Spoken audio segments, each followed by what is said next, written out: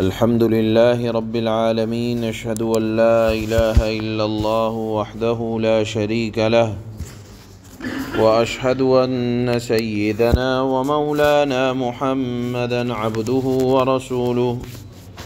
أما بعد، فأعوذ بالله من الشيطان الرجيم. بسم الله الرحمن الرحيم.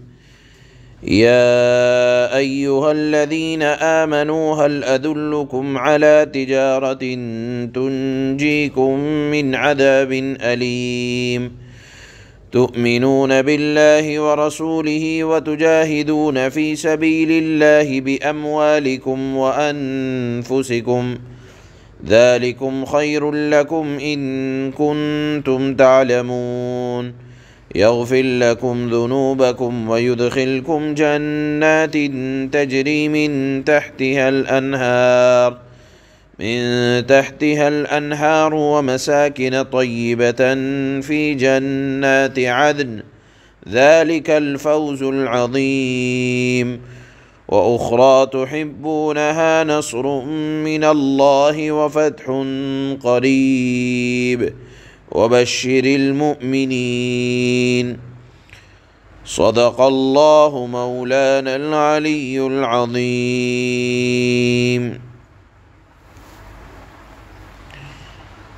ان آیات میں اللہ پاک نے اہل ایمان کو مخاطب کر کے ایک بات ارشاد فرمائی کہ ایمان والو، تمہارا فرض یہ ہے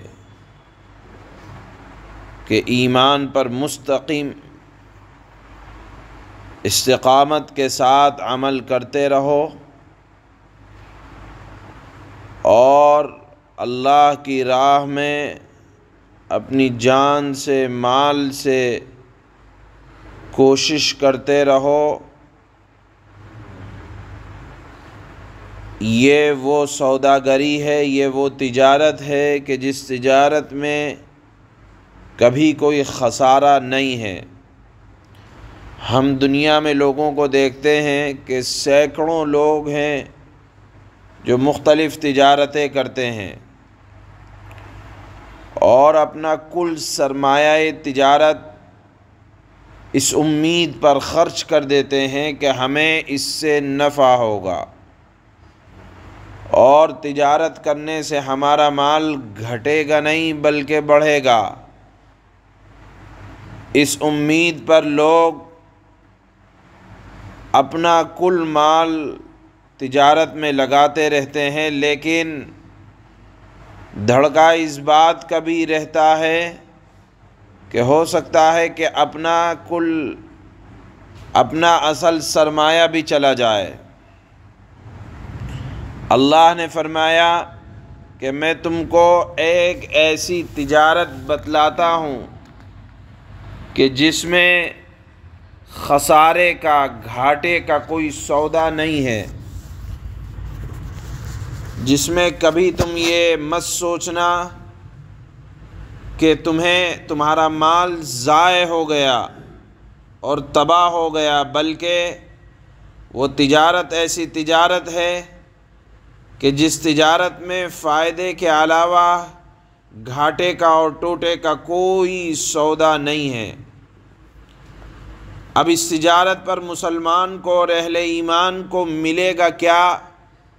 اللہ نے اس مضمون کو بھی بیان فرمایا کہ تؤمنون باللہ ورسولہ وتجاہدون فی سبیل اللہ باموالکم وانفسکم، ذالکم خیر لکم ان کنتم تعلمون، یغفر لکم ذنوبکم۔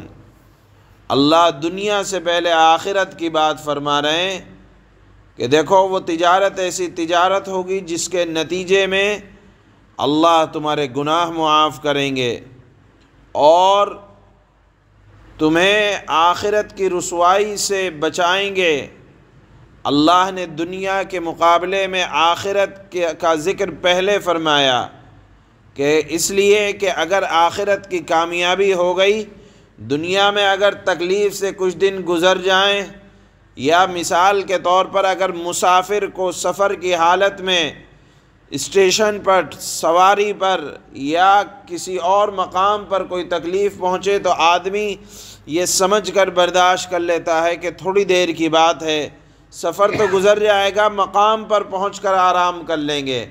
اللہ نے پہلے فرمایا کہ دیکھو جہاں پہنچ رہے ہو وہاں بڑی کامیابی ملنے والی ہے، اس کامیابی کے سامنے اگر حفظ اقلیم کی سلطنت بھی مل جائے تو کوئی چیز نہیں ہے۔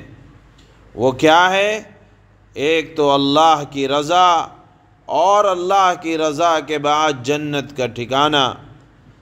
لیکن انسان کا دل ہے کہ وہ نقد فائدے کو چاہتا ہے۔ نقد فائدے کا مطلب ہے کہ اگر آج ہم نے لگایا تو کل، یعنی اس دنیا کی زندگی میں کیا ملے گا؟ یہ تو بات ہو گئی مرنے کے بعد کی۔ اللہ نے فرمایا کہ نصر من اللہ وفتح قریب، کہ ایک چیز جس کو تم اس سفر میں بھی، اس دنیاوی زندگی کے سفر میں بھی پسند کرتے ہو، چاہتے ہو کہ اگر آج ہم نے اپنا مال لگایا تو آج ہی ہمیں فائدہ ملنا چاہیے۔ اللہ نے فرمایا کہ یہ تجارت ایسی تجارت ہے کہ دنیا میں بھی اللہ نے وعدہ کیا ہے، کیا کہ اللہ کی طرف سے ایک خاص مدد اور جلد حاصل ہونے والی کامیابی کا تم اپنی کھلی آنکھوں سے مظاہرہ کرو گے۔ اب وہ کیا باتیں ہیں جس پر اللہ نے، یا وہ تجارت کیا ہے جس تجارت پر اللہ نے دنیا اور آخرت کی کامیابی کا اللہ وعدہ فرما رہے ہیں؟ اللہ نے فرمایا تؤمنون باللہ، کہ اللہ پر ایمان لے آؤ۔ اب آپ سوچیں کہ یہ خطاب بھی اللہ نے اہل ایمان کو فرمایا اور اس کے بعد فرما رہے ہیں کہ ایمان لے آؤ، تو کیا مطلب ہے؟ اس کا مطلب علماء نے یہ بیان فرمایا کہ جیسے ایک مسلمان سے یوں کہیں میاں مسلمان ہو جاؤ، تو اس کا مطلب یہ ہوتا ہے کہ صحیح معنی میں پورے مسلمان بن جاؤ، جس کو مسلمان کہا جاتا ہے وہ نہیں، بلکہ نام کے مسلمان سے بڑھ کر کام کے مسلمان بن جاؤ۔ اگر آپ کسی مسلمان سے کہیں کہ مسلمان بنو تو مطلب یہ ہوتا ہے کہ صرف نام کے مسلمان، کہ مسلمانوں جیسا نام ہو گیا یا مسلمان گھرانے میں پیدا ہو گئے، یہ نہیں، بلکہ کام اپنے اعتبار سے کام کے مسلمان بن جاؤ۔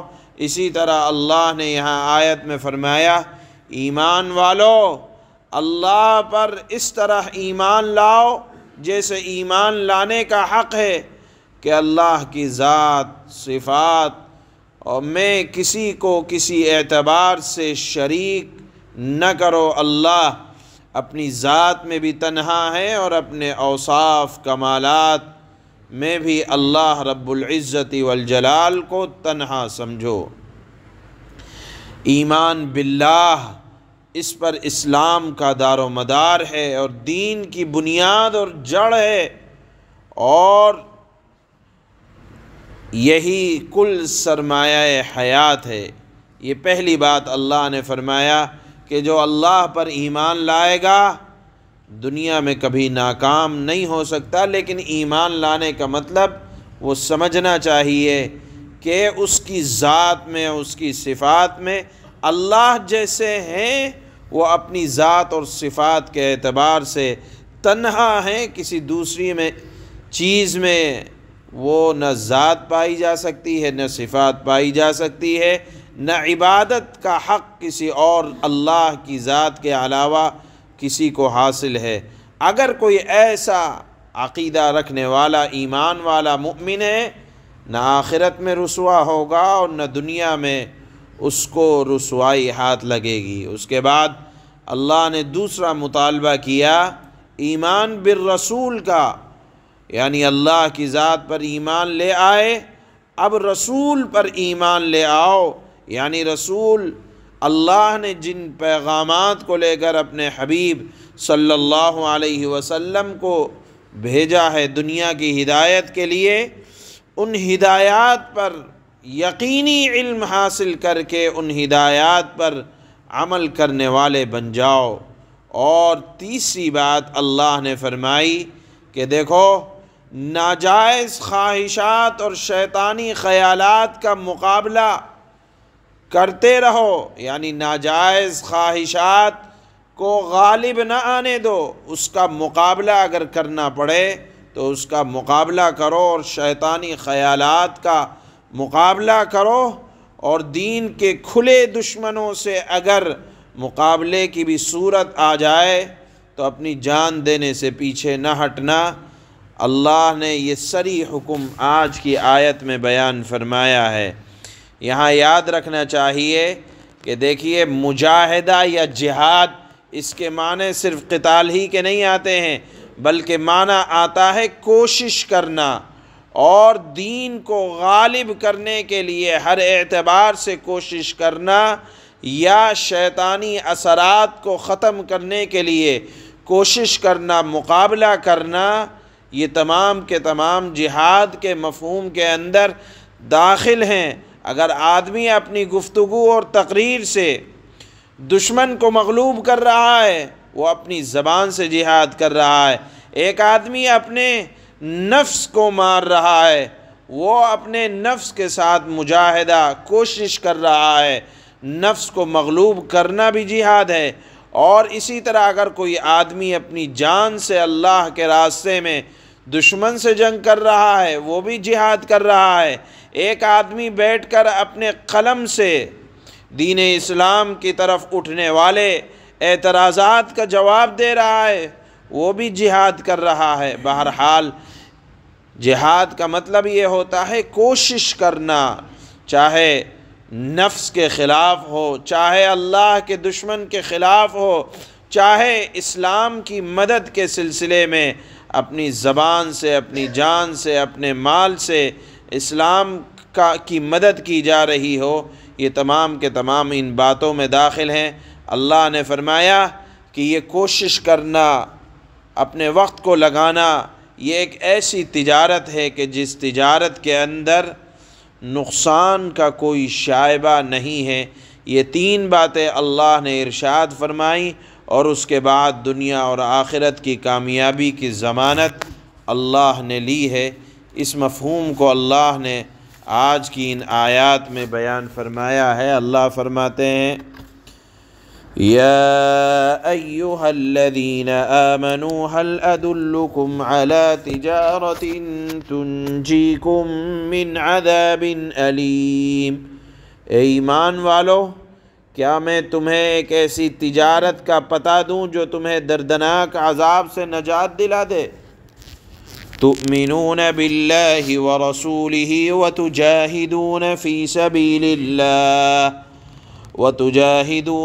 سبیل اللہ باموالکم وانفسکم ذالکم خیر لکم ان کنتم تعلمون۔ وہ تجارت یہ ہے کہ تم اللہ اور اس کے رسول پر ایمان لاؤ اور اپنے مال و دولت اور اپنی جانوں سے اللہ کی راہ میں جہاد کرو، یعنی کوشش کرتے رہو۔ یہ تمہارے لیے بہترین بات ہے اگر تم سمجھو۔ اس تجارت کے نتیجے میں ملے گا کیا، اس کا بیان اللہ فرماتے ہیں یغفر لکم ذنوبکم ویدخلکم جنات تجری من تحتها الانہار ومساکن طیبۃ فی جنات عدن ذالک الفوز العظیم۔ اس کے نتیجے میں اللہ تمہاری خاطر تمہارے گناہوں کو بخش دے گا اور تمہیں ان باغوں میں داخل کرے گا جن کے نیچے نہریں بہتی ہوں گی، اور ایسے عمدہ گھروں میں بسائے گا جو ہمیشہ ہمیشہ رہنے والی جنتوں میں واقع ہوں گے۔ یہی زبردست کامیابی ہے۔ وَأُخْرَى تُحِبُّونَهَا نَصْرٌ مِّنَ اللَّهِ وَفَتْحٌ قَرِيبٌ وَبَشِّرِ الْمُؤْمِنِينَ، اور ایک اور چیز تمہیں دے گا جو تمہیں پسند ہے۔ وہ کیا ہے؟ نقد فائدہ بتاؤ کیا ہے؟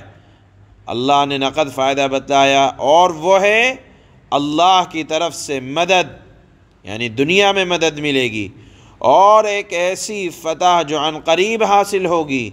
اور اے پیغمبر ایمان والوں کو اس بات کی خوشخبری سنا دو کہ ایسی تجارت کرنے والوں کو اللہ کی مدد بھی حاصل ہوتی ہے اور عن قریب اللہ ان کو فتح بھی، کامیابی اور کامرانی بھی عطا فرمائیں گے۔ سبحان اللہ۔